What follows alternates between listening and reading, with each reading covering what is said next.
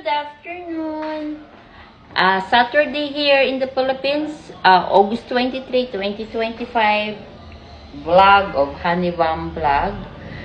Today, I'm gonna make dinner, chicken caldereta. My own recipe, my own version, how gonna make my recipe of my chicken caldereta. Now, we're gonna show it this potato. I'll always use marble potato, fresh tomato, half white onions. I always use white onions and bell pepper. This is my bell pepper. I bought it. And I use sausage, chicken sausage. And I marinate already my chicken wings. This is my chicken wings. This one. This one. This one.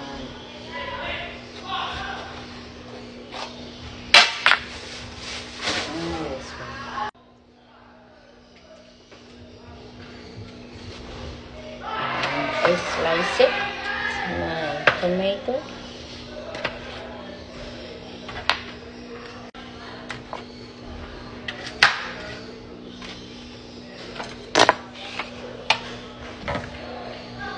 I slice it.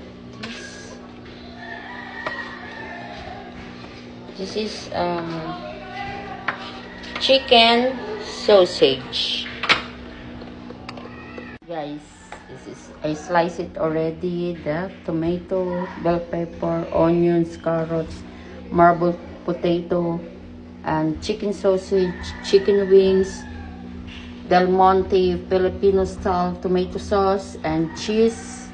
And then I came here to saute my food.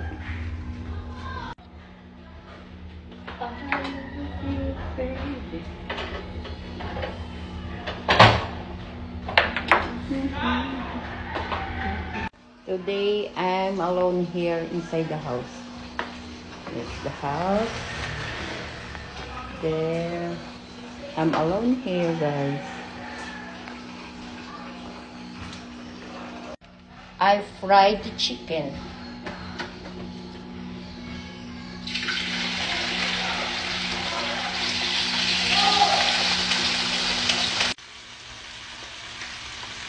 I fry also the potatoes.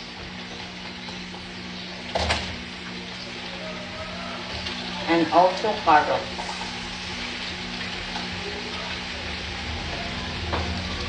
If every time I'm gonna make a chicken caldereta, no liver spread.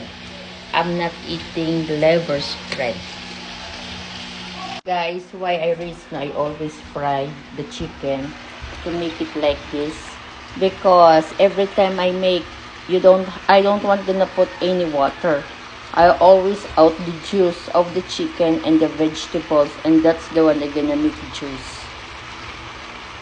Juice or sauce of the chicken caldereta later.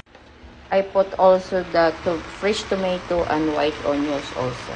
I put bee leaf, this one, for make aroma. Not yet done, guys.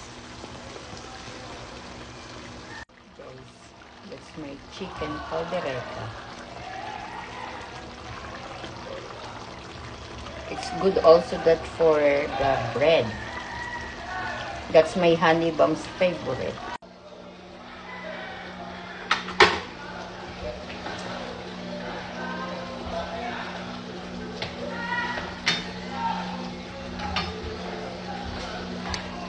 Bye guys, it's done already. Bye.